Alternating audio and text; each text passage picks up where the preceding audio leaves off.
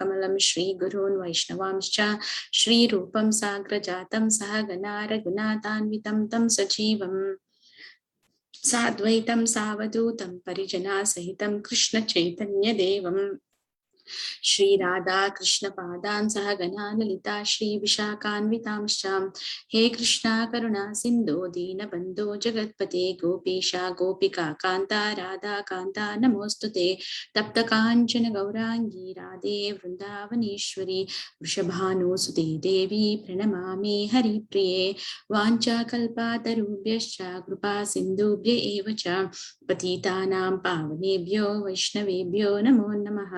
जय श्री कृष्ण चैतन्य प्रभु नित्यानंद श्री अद्वैता गदाधरा श्रीवासादि गौर भक्त वृंद हरे Krishna Krishna Krishna Hare Hare Hare Ram Ram Ram Hare Hare.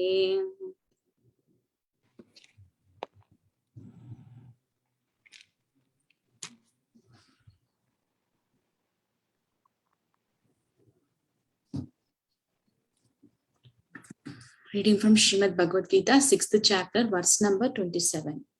You can repeat after me. Prashantamanasam Prashantamanasam yoginam sukhamuttamam yoginam sukhamattamam upaiti shantarajasam brahma bhutam akalmasham Prashantamanasam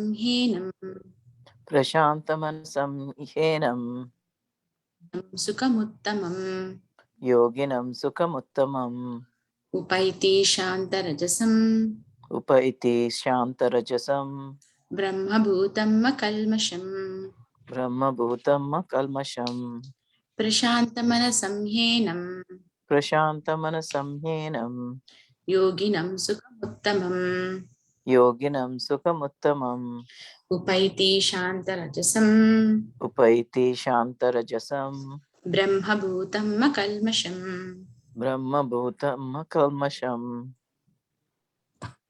Anyone would like to recite the words? Prashantamanasam yoginam sukhamuttamam upaiti shantarajasam brahma bhutam akalmasham.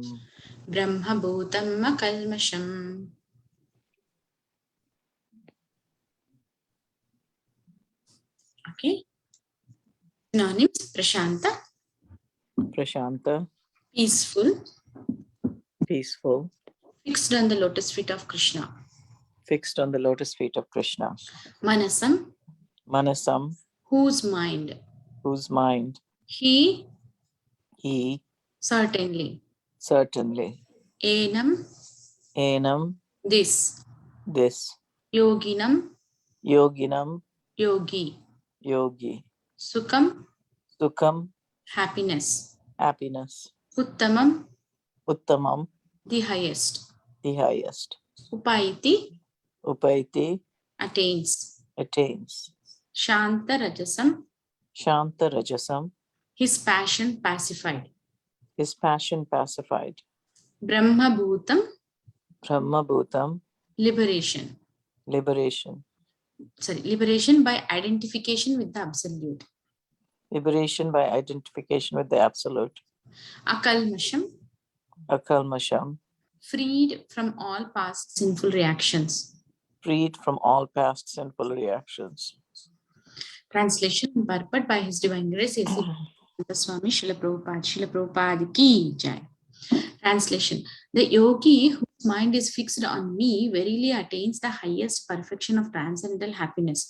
He is beyond the mode of passion. He realizes his qualitative identity with the Supreme, and thus he is freed from all reactions to past deeds. Purport: Brahma Bhuta is the state of being freed from material contamination and situated in the transcendental service of the Lord. Mad Bhaktim Labate Param. Bhagavad Gita 1854. One cannot remain in the quality of Brahman, the absolute, until one's mind is fixed on the lotus feet of the Lord. Savai manaha Krishna padara vindayor. To be always engaged in the transcendental loving service of the Lord, or to remain in Krishna consciousness, is to be actually liberated from the mode of passion and all material contamination. Okay. So let's see the situation of the verse here. So yesterday we have seen the verses like, which related to mind. How can one control the mind like that? So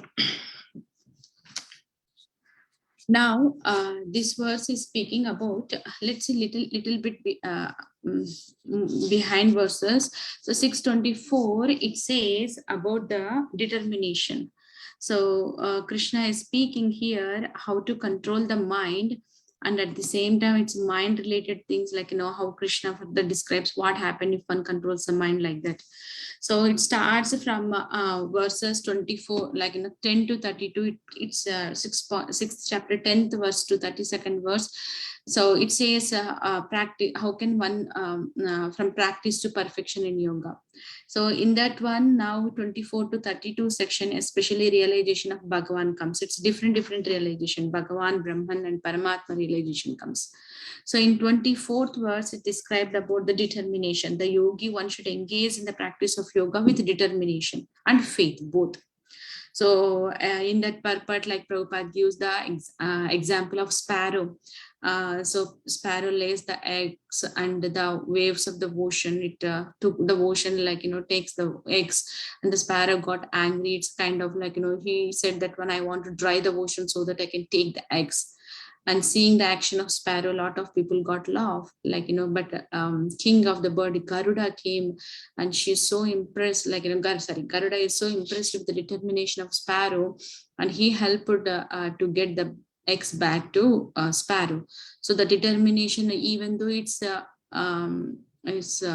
unconceivable, like, even, and it's not it's not thoughtful to make a sparrow to empty the ocean, but her determination is so much high.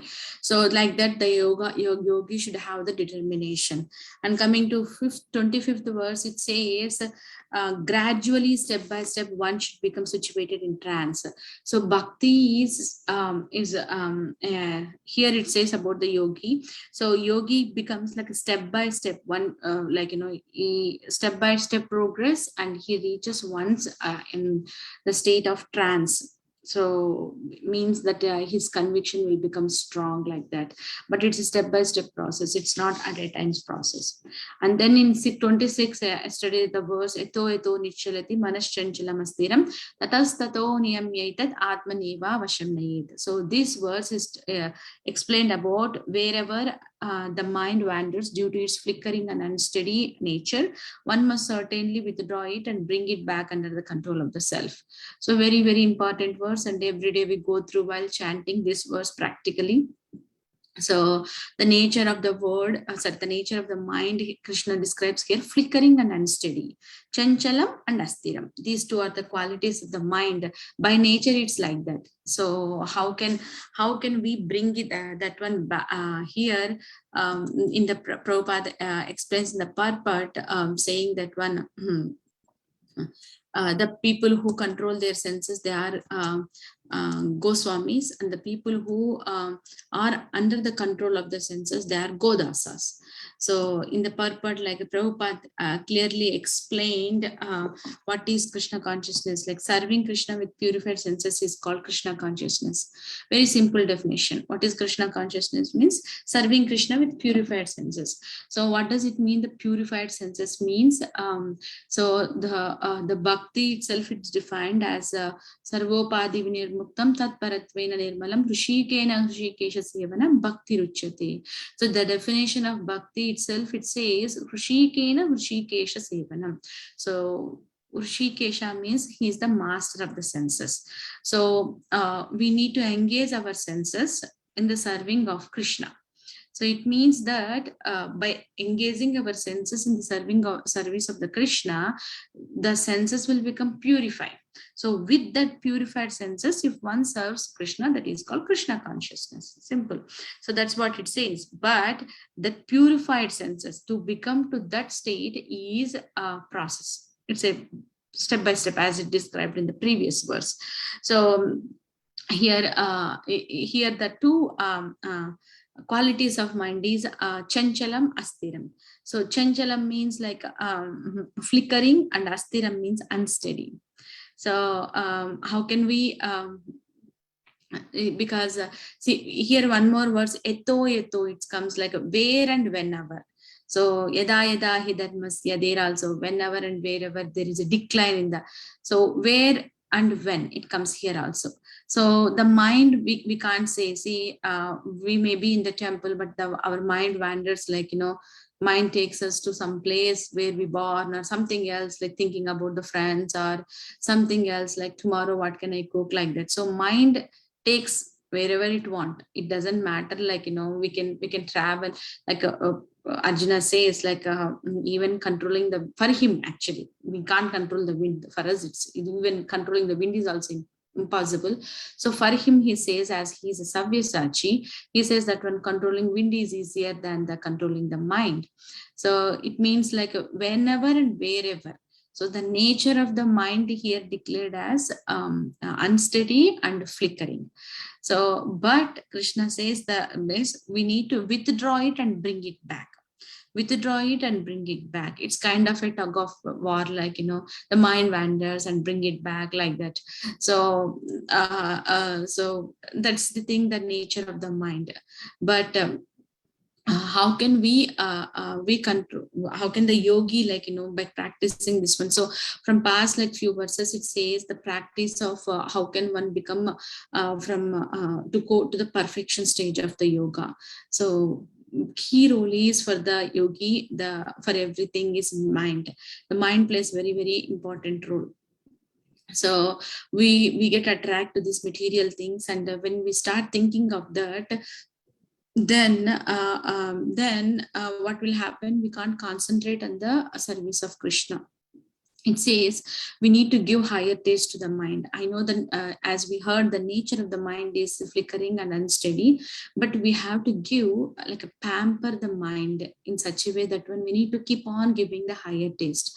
So it means that, like, if a child is so stubborn and the child wants something, and if the child is in a shopping mall or something, seeing a toy, and the child throws a tantrum or something in the public, what the mother do or parents do? They show something else. Okay, otherwise they make some promise, like, oh, this is like something like, they show higher taste for the child to get out of that one if they don't want to buy that one. So what they will do, they show the higher taste, so that the mind will get like attract to that higher taste. So in the same way, we are all in this material world, and our senses like drags towards to the temptations. So until we don't give the higher taste, the mind pulls us. So pulls, go like that. So we need to keep on giving the higher taste. It's a higher, giving the higher taste. It's not once give the higher taste and leave it. No, because that won't stay, like, in us, that taste. So it's kind of a gravity pulling the senses, pulls us towards to the lower consciousness, like towards the material objects. So to make that one and keep saying no to the mind, it's not easy. Keep saying no to the lusty desires, or keep saying no to the greedy, or keep saying no to something else which makes us takes us not helpful or conducive to the spiritual activities. So it's not like, we can stubbornly say no like that. Mind at one stage, you're making, always saying no to me, no, then it will play the tricks also. So we need to show the higher taste. Saying no is one step, but giving something higher than that one is important thing to control the mind. So in our daily life, like, we need to keep on giving the higher taste by hearing the scriptures and by reading the Srila Prabhupada books, or by chanting the holy names, and keep giving the higher taste. It's like, it's a process. When we stop giving the higher taste, what will happen? The lower tendencies or lower desires are still there in our in us. Those, like, those are ready to pop up, because the gravity, when they pop up, they pull us, like, as a gravity. When the object is in the air, how it falls to the earth, in the same way, the lower consciousness, like the lower desires, are still there in us. If we stop giving the higher taste, or if you reduce giving the higher taste, what will happen? The lower temptation will pull us down. So that's where here it says, like, flickering unsteady, we need to keep on giving the higher taste. So that's what, like, last verse. And now coming to the present verse, let's see the verse prashanta. So this word comes in this chapter more frequent. So prashanta, shanta means like a peace. Prashanta means deeply peaceful, like, very deeply peaceful. So prashanta manasam henam. So the one who fixed in the previous verse, like, who by nature the mind wanders, but bring it back and fix it, bring it back under the control of the self. Whoever do that one, they will attain the prashanta, they will attain the peace, deeply peaceful. Prashanta manasam means the whose mind.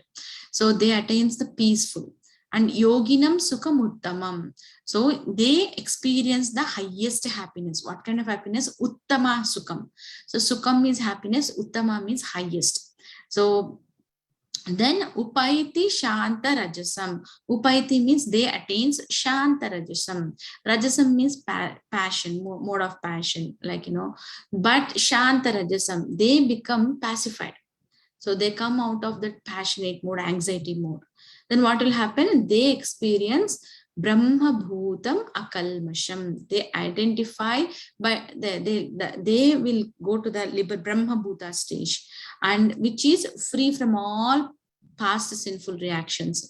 So if you see in the previous verse, it used here only Akalmasham. Akalmasham means uncontaminated. So here, first of all, like, prashanta manasam henam. So our mind is restless, but how can we want peace of the mind? So to attain the peace of the mind without a battle, so if enemy is there, so without subduing the enemy, we don't have any peace, if any kind of war is there. So in the same way, mind is full of agitation and emotions and like kind of material attachments and enjoyments. So to say no to all these things, it's kind of a war. So that is the thing, like, when mind becomes peaceful, the yogi turns inwards. So important step is to make the mind peaceful is the first step. When mind becomes peaceful, the yogi turns to inwards. Inwards means thinking about the self.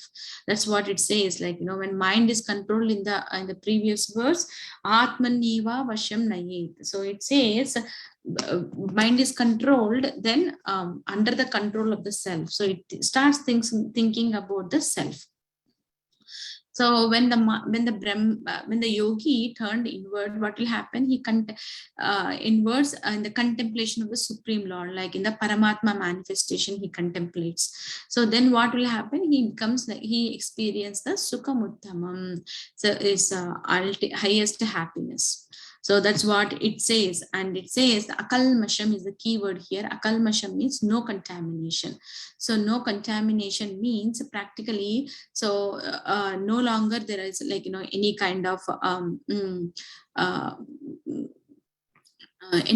like anarthas. So contamination is like, we are covered with lot of anarthas. We have, so when one becomes like anartha free, what will happen? They experience Brahma Bhuta. So it says here Prabhupada quotes a verse from Bhagavad Gita 1854, Brahma Bhuta prasannatma na sochati na kankshati samaha sarveshu bhuteshu mad bhaktim labate param. So it says, the verse says, like, one who is like situated in that transcendentally. That time he realizes the supreme Brahman and he becomes fully joyful and he never laments or desires for anything. So Mad Bhaktim Labate Param. So it says that in that state he attains pure devotional service unto me. So that's what Prabhupada quoted in the purport of this one. And it says, it quoted like, how one can control the mind by fixing the mind at the lotus feet of Krishna. So how can one Ambarish Maharaj, Ambarish Maharaj engaged all his senses in the service of Krishna. So Prabhupada quotes that one like Savai Manaha Krishna Padara Vindayor. So it says that one, it's a very, very beautiful verse to offer like daily. At least we may not able to follow like that, but at least to show our desire to Krishna, we can offer this one as a prayer to Krishna. So I'll share my screen. We'll go through a little bit of this prayer of Ambarish Maharaj. Then let's see. So this verse comes in the part of Ambarish Maharaj. He was a king and he engages all his senses in the service of Krishna. It comes in Srimad Bhagavatam, 9th canto, 4th chapter, 18 to 20th verse, 3 verses. So it says, Savai Manaha Krishna Padara Vindayor. Manaha means the mind. Krishna Pada means the lotus feet. Aravindayor. So lotus like feet. So he engaged his mind in meditating the lotus feet of Krishna. And Vachamsi. Vacha means talk, speak. So it comes in Nectar of Instruction. Vacho Vekam means urge of speak. So Vachamsi Vaikunta Gunanu Varnane. Vaikunta means the abode of the Supreme Lord Narayan. Gunanu Varnane. Guna means qualities. Anu Varnane. Varnana means glorification. So he engaged his tongue in the glorification of Vaikunta. Then Karau Hare. Kara means hands. Harer means Supreme Lord. Karau Harer Mandira Marjanadisho. So Mandira means temple. Marjana means cleaning. So we get that word Gundicha Marjanam. Marjana means Archeto Darpana Marjanam. Marjana means cleaning. So he engaged his two hands in the cleaning the temple of Lord Hari.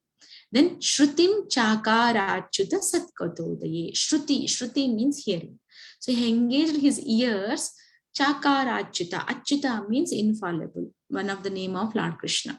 Satkatodaye. He engaged his ears in hearing the glories of Lord Krishna or Lord Achyuta. And next, Mukunda Lingalaya Darshane Drishav. Mukunda means name of Lord Krishna, and which means who gives liberation, mukti. So Mukunda Lingalaya Darshane Drishav. Lingalaya means the form of Lord Mukunda. Darshane means taking darshan. Drishav, he engaged his sight or his eyes in taking darshan of Lord Mukunda. Then Tadbrutya Gatra Sparshenga Sangamam. So Tadbrutya means servant. Gatra Sparsha. Gatra Sparsha means the body. Sparsha means touch. So he engaged Anga Sangamam, his body, his limbs of the body. So in touching the devotee's body, while they are doing service each other, they touch, right? Like that. Then Granam Chatatpada Saroja Saurabhe. Granam means the smell. So Tatpada. So he engaged his nose or smelling sense in taking the smelling the tulsi, saroja. Saroja means lotus flower offered to the lotus feet. Tatpada, yeah. Smelling the fragrance of the lotus flower which is offered to the lotus feet of Krishna. Srimad Tulasya Rasanam Tadarpite. So he engaged Tulasya. Tulasya means tulsi. So Rasanam, taste. Rasana means his tongue. He engaged his tongue in tasting the tulsi offered to his lotus feet. Then Padav Hare Kshetra Padanu Sparshane. So he engaged his two feet going to the temple. Like now we use the cars to go to the temple, but still we use to drive the car, we use the feet. So like that. So he engaged his 2 feet to go to the Kshetra of Hari. the holy place of Lord Hari. Then Shiro Krushikesha Padabi Vandane. He engaged his head, Krushikesha, who is the master of the senses, Padabi Vandane. So he engaged his head to bow down in front of Lord Krushikesha.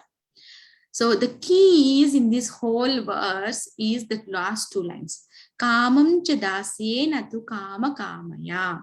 So what happened? He had desires, right? So the soul's nature is desire.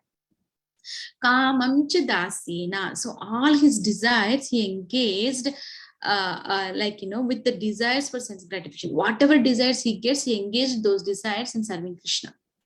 So this is the key.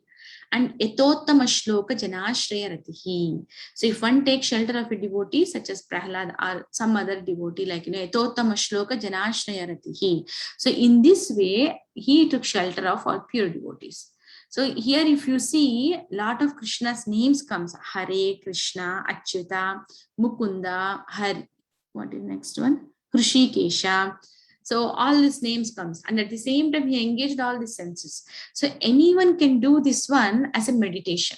There is no hardcore rules So we may not able to engage in our daily lives literally like this, but meditating while we are chanting like this, or offering as a prayer every day to in front of a picture of Lord Krishna or Lordships of our deities or like that.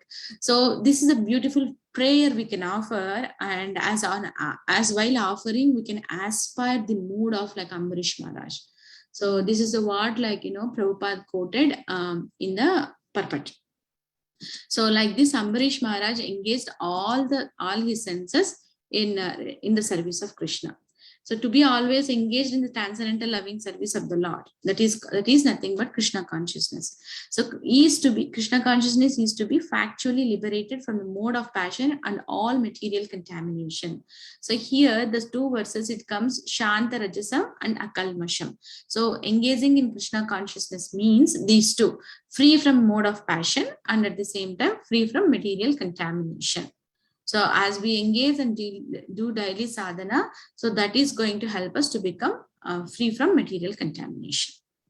So that's what I have for this verse. If anybody have any comments or questions, please go ahead. What did you say that the two qualities of the mind, chanchalam and what was the other thing? Astiram, unsteady.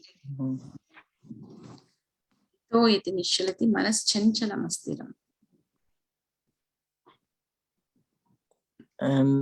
But how do we bring it under control? I mean, it says concentrating on that comes in the next verse. But how? That comes in the next verse. Yes.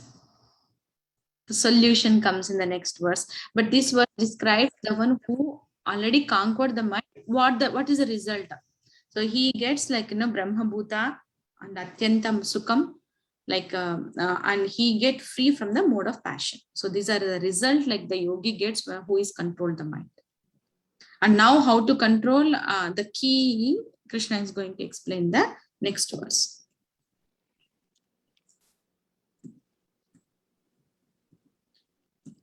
Anyone has any comments?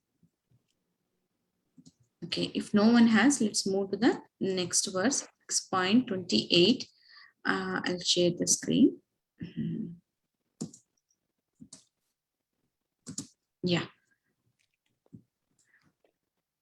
Okay, we'll read the verse. You can repeat after me. Then we'll short but we will. Okay, 6.28. Yunjanevam sadatmanam. Yunjanevam sadatmanam. Yogi vigata kalmashaha.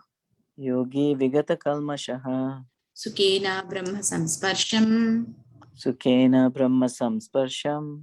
Atyantam sukhamashnute. Atyantam sukhamashnute. Yeah, we'll read synonyms and translation of purport. Injan, engaging in yoga practice, evam, thus, sada, always, atmanam, the self, yogi, one who is in touch with the supreme self, vigata, free from kalmashaha, all material contamination, sukhena, in transcendental happiness, brahma samsparsham, being in constant touch with the supreme, atyantam, the highest, sukham, happiness, asnute, attains. Translation. Thus, the self-controlled yogi constantly engaged in yoga practice becomes free from all material contamination and achieves the highest stage of perfect happiness in transcendental loving service to the Lord. Purport. Self-realization means knowing one's constitutional position in relationship to the Supreme. The individual soul is part and parcel of the Supreme, and his position is to render transcendental service to the Lord. This transcendental contact with the Supreme is called Brahma Samsparsha. Okay, let's see this verse. So it says, Yogam, sorry, 1 second. Yunjanyevam Sadatmanam. So now Krishna here further explains about how can we control that mind. So he gives a solution here. The key word in this one is Sada. So let's see the what is that Sada. So Yunjan means like engaging in yoga practice. Evam, thus Sadatmanam. Atmanam means self, Sada means always. So by engaging oneself in the yoga practice, how? Always, Sada. So yogi vigata kalmashaha. Vigata means freed. Freed from kalmashaha, material contamination. So by the touch of the Supreme Self, so he get free from the material contamination. Then Sukhena Brahma Samsparsham. So Sukya means transcendental happiness, Brahma Samsparsham, and he get in constant touch with the Supreme. Brahma Samsparsham Atyantam Sukham Asnute. Asnute means attains, Sukham means happiness, Atyantam means the highest happiness. So here it comes like, superlative degree, highest happiness. So let's see here how one has to engage the mind in the service of Krishna. So oneself, Sadatmanam, when one engages regularly, Sada means regular, always. So one engages oneself constantly. The key word is Sada, always, constantly, regularly. So the result is Vigata Kalmashaha. So if you see in the previous verse, Akalmashaha, it came like Brahma Bhutam Akalmasham. Here it says Vigata Kalmashaha. So both are like same words, Akalmasha, Vigata Kalmasha.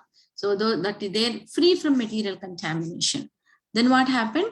Then Sukhena Brahma Samsparsham, and he gets one get contact with the Brahma Sukham. So that Sukham, how he attains, like Atyantam Sukham Asnati. That Sukham is Atyantam. It's like the highest happiness. So let's see the how we can engage that mind. Like we describe. Prabhupada described as Ambarish Maharaj, like we have gone through the verses. So now let's see the logical why when one's senses engaged in the service of Krishna, what kind of happiness that they get, like that is described as Atyantam Sukham. Even if you see in 622, in the verse it says, Yam labdva chaparam labam manyate nadikam tatha yasmin stito na dukkena guru napi vichalyet. So the Sukham, the whatever labam, chaparam labam, whatever you get like by engaging, by becoming yogi or engaging, connecting to the Supreme Lord, there is no greater gain. So there is, once one experience that stage, there is nothing to achieve greater than that one. It means that is the highest thing one can achieve. And by achieving that, Guru Napi Vichalayet, one is never shaken at any circumstances, like in the midst of greatest difficulty also, one never shaken. So there also it says Chaparam Labam, there is no highest thing to gain after that. So now here also Atyantam Sukham Asnute. So what is the key there, like and Prabhupada says here one has to understand the basic thing is self-realization means knowing one's constitutional position in relationship with the Lord. So relationship means there are two entities, like two persons. So we need to know our constitutional position, who we are and who Lord is, and what is the relationship between us. So the constitutional position of any jiva is Jivera Swarupahai Krishnera Nityadas.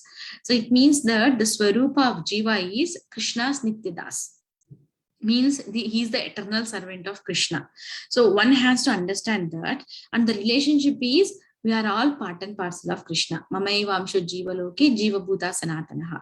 So jiva bhutas are sanatana, eternal, and those are amsha. Mamaiva amsha means we are a part and parcel of Supreme Lord. So when one understands this kind of self-realization, then what will happen? They get contact with the Brahma Samsparsha. They get constant touch with the Brahma, the concept of Ananda. So, but why it's when one engages senses in the service of Krishna, that sukha comes. It means that, see, we are jivas, we are in material world, and we are mortal, our senses, and we have one of the error or one of the four defects in human being. There is unlimited sense, limited senses. It means that our senses are limited, our happiness is limited. So the experience of our senses happiness is limited, and when we are, this material world is also temporary. When we invest our emotions and our intelligence on the temporary objects, what will happen? The sense objects are temporary, and the senses are temporary. What will happen when both are temporary? So when one destroys, then everything gone. So the enjoyment comes between the temporary sense objects, and between the temporary senses is temporary. So then there is nothing. It's not going to help in kind of a long effect, long term. So, but when we engage the jiva, the conditioned soul senses in the service of Lord, what will happen? That's what the bhakti definition is: krushikena krushikesha sevanam. So it means that the object which we are serving is Krishna, that is eternal. Then what happened? The desire we want to serve to Krishna is also eternal. Then the enjoyment comes between the desire and serving Krishna, the relationship, it will become eternal. That's why the bhakti, the spiritual activities is carry forward from birth after birth. It's not like a material activities or material achievements which destroys by the end of our death. At the death time, whatever we may be, even how much scholar or how much proficient or scientist we are, but in the next birth, whatever body we get, we have to start from the scratch, ABCD. But in the bhakti, it's not like that. How much progress we do in the bhakti, where we stop, from that point we start in the further births. That is the spiritual bhakti which gives. So that's the thing, the eternal, the connection is there between the Krishna and our desire to serve Krishna. That makes us qualify to get purification, because Krishna is pure. So Shuddha, he is a Shuddha. So by connecting towards to Krishna, what will happen? We become purification. That's why it says Vigata Kalmashaha. Vigata Kalmashaha means we are in contaminated stage. By engaging in the service of Krishna, once we slowly the contamination goes off, we will become free from contamination.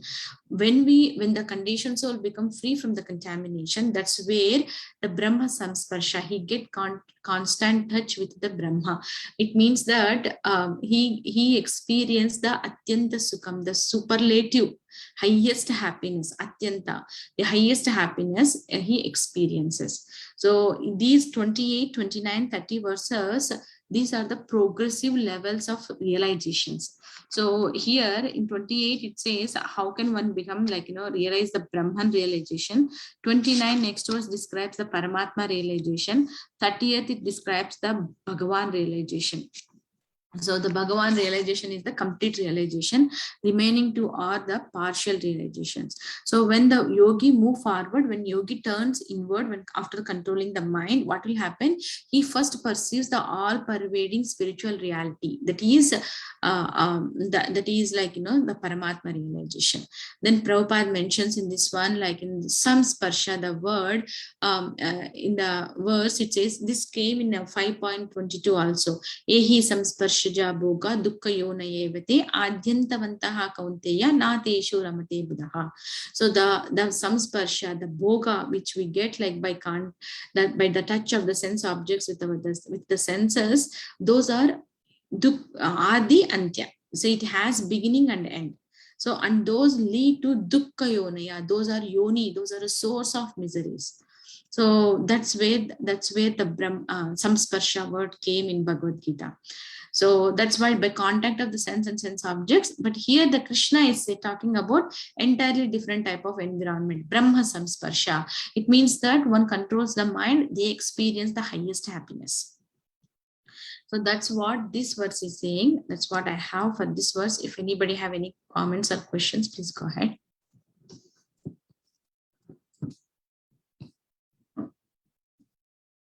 So what is the gist again of the solution? Sadatmanam, we need to engage our senses in the service of Krishna. How? Sada, constantly, regularly.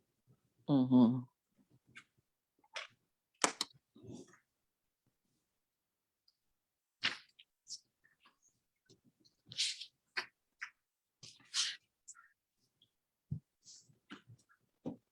Okay, if no one has any comments, today is Gauridas Pandit and Rupa Goswami's disappearance day. So I have 10-15 minutes time. So let's share about the Gauridas Pandit. So Gauridas Pandit, he comes in Gaur Leela as Gauridas Pandit, but he was Subala in Krishna Leela. So Gauridas Pandit is very dear to Chaitanya Mahaprabhu. So once before taking sannyasa, Nityananda Prabhu and Chaitanya Mahaprabhu goes to Ambika Kandla, where the place Gauridas Pandit stayed. And when they went there, Gauridas Pandit serves them very nicely and offers nice food. And Gauridas Pandit, like, he crying and piteously, the time came they want to go, like Gaurnitai, and please don't ever go away from here, just honor my request and please stay here in Ambika Nagar, and this is my submission at your lotus feet, like that. Gauridas Pandit prays to the Gauranga Mahaprabhu and Nityananda Prabhu, and like Gaurahari became very, like, moved from with his devotion, and he says, Gauridasa, give up this idea, like, you can just serve my deity and I'm personally present in the form in front of you, like that. Then Gauridasa simply continuously cry and request him to stay a few more days. And two brothers, like, Gaurnitai console him, and they pacify Gauridas, and he gives, like, two beautiful deities of Gaurnitai to Gauridas Pandit, and that day onwards he serves that Gaurnitai there in Ambika Nagar, and every day he offers, and sometimes he was so poor, and he, as per his capacity, he used to cook a lot of different kind of vegetables and different preparations. So one day he cooked a big meal for the Gaurnitai, and he used to speak with the Gaurhari also. So he offered the whole big meal, and Gaurnitai says, why are you cooking so many items every day? And we are eating, like, we don't want, you are taking so much of labor cooking many items, no need to cook these many, like that, they say. And Gauridas, like, he used to talk with the Gaurnitai, okay, if today I cooked, you eat, tomorrow onwards I'll reduce number of items, like that. He used to speak, like, like direct to the Lord. And sometimes Gauridas used to feel like, I want to decorate Mahaprabhu and Nityananda Prabhu with beautiful ornaments, but he was not that much rich to buy all the things. And he got the thought that day, and next day when he went to the temple and opened the door, and he saw all the deities are decorated very well with beautiful ornaments, and he asks, where did you got all these ornaments, like that? And Gaurnitai smiles to him. So, and this Gauridas Pandit has one very dear disciple. His name, somewhere, some places it means Hrudayananda, and some place it mentioned Chaitanya Das like that. You can take any one name. So consider Chaitanya Das his name, and Gauri Das Pandit supposed to go out of town for some days, and he gives that taking care of Gaur Nitai to Chaitanya Das, and Chaitanya Das takes care nicely as per the instructions of his guru. And it's been a while, like Gauri Das Pandit didn't return back to the Ambika Nagar, and Gaur Purnima started coming closer to the closer, and Chaitanya Das thought, okay, my guru is not here, and he waited like very long time, and Gaur Purnima is closer, and he himself wrote a letters, and he invited nearby devotees, and he sent a letters to the devotees to come for the Gaur Purnima festival to Ambika Nagar. Then when he sent the letters, and the next day Gauridas Pandits come to the Ambika Nagar, and Chaitanya Das expressed what he did. He sent the invitation to all the devotees, and Chaitanya Das Gauridas Pandit says, okay, you do whatever you want, I'm not going to stand here like that. He goes off to the temple. And Chaitanya Das felt like, I did like something, but internally Gauri Das felt so happy by the action of Chaitanya Das. But what happens, Gauri Das goes and he takes care of Gaur Nitai, and Chaitanya Das went to the banks of the river, and he started, how can I do this festival? I sent invitations to the devotees, and like that he was started thinking, sitting under a tree, and one person, rich person, come to Chaitanya Das and says, I want to give donation, you can use for the service of the Lord.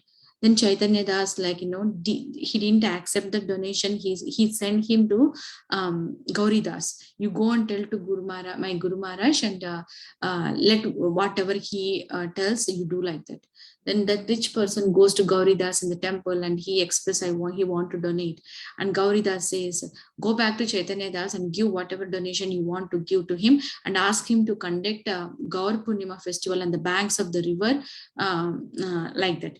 Then the person comes back to Chaitanya Das, and he gives all the donation, and as how Gauri Das said, he said he asked you to celebrate the Gauri Purnima on the banks of the river.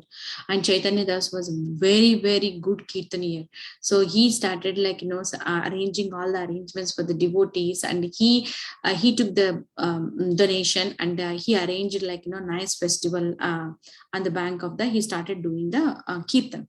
So the festival mood started, and all the devotees came, and he started kirtan, and so intense the kirtan that the Gaur Nitai from the temple, they disappeared, and they came to the bank of the river.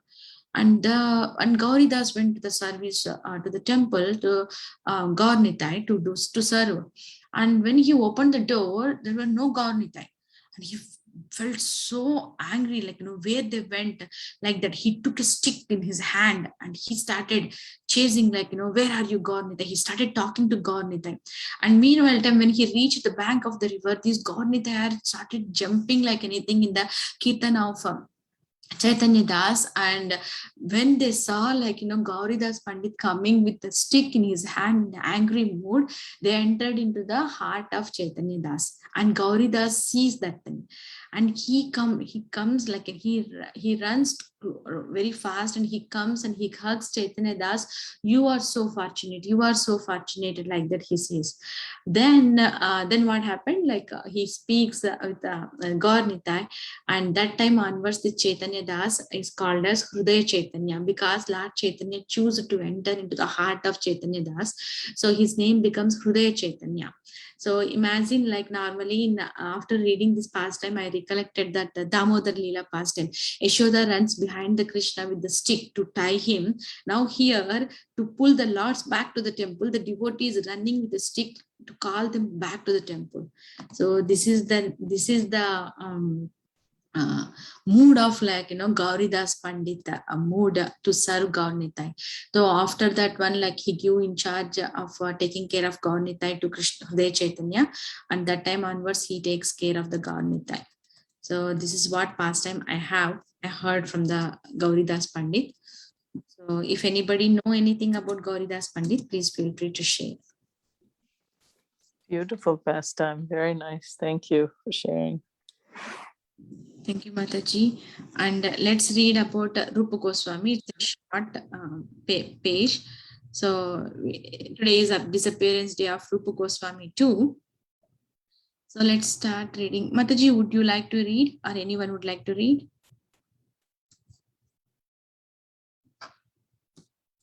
Okay.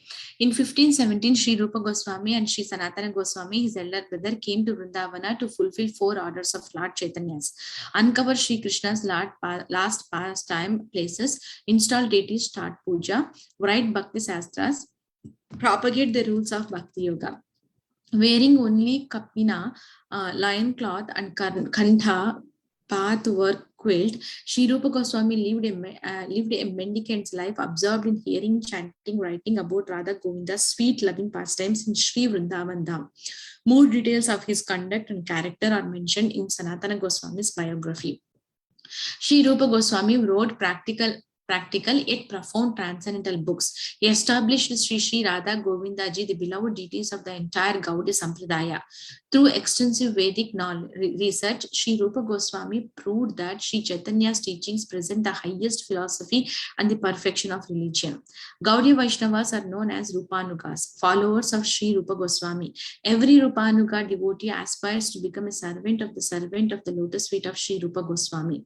Sri Narottam Das Thakur sings Sri Rupa Manjari Pada, Se Mora Sampada, Se Mora Bhajana Pujana. The feet of Sri Rupa Manjari, Rupa Goswami's eternal form as Sri Radha's maid servant in Vraja, are my only wealth. They are the only object of my service and worship. Sri Chaitanya Mahaprabhu commissioned Sri Rupa Goswami to write on the science of Rasa Tattva. In Chaitanya Chandrodaya, Sri Kavi Karnapura says that Sri Rupa Goswami is the form of true love and devotion. Sri Chaitanya empowered him to explain his own love and devotion and to propagate it to the world. Lord Chaitanya manifested his own pastimes through Sri Rupa Goswami. He received the title Bhakta Rasacharya, Guru of Devotional Mellows, for his devotional classics Bhakti Rasamrita Sindhu, Ujjwala Neelamani, Lalita Madhava, and others. Bhakti Rasamrita Sindhu gives the essence of all Vedic scriptures regarding the kingdom of Bhakti. In great detail, it explains how to advance in Krishna consciousness and attain Prema Bhakti, pure unalloyed love for Radha Govinda and Sri Vrindavana. To understand the loving affairs of Radha and Krishna, says Narottam Das Thakura, you must serve the lotus feet of Sri Rupa Goswami with intense eagerness. Serving means hearing, studying, chanting, and strictly following the teachings of Sri Rupa Goswami. Serving also means praying to, crying out to, meditation upon, and dedicating your entire life to the lotus feet of Sri Rupa Goswami. Sadhana Deepika states that those on the path of devotional service must always associate with Sri Rupa Goswami's doctrines on Prema Bhakti. By the grace of Sri Jiva Goswami, one can understand the transcendental truths of Rupa Goswami's teachings. The following quote shows the incredible potency of Sri Rupa Goswami's transcendental writing. When Sri Rupa Goswami would sit in his bhajan kutir at Ter Kadamba, Nandagram, Vrindavana, and write about the pangs of separation that Sri Radha and Sri Krishna felt for one another, the leaves of the Kadamba tree would fall off, just like tears running down the face of someone in pain.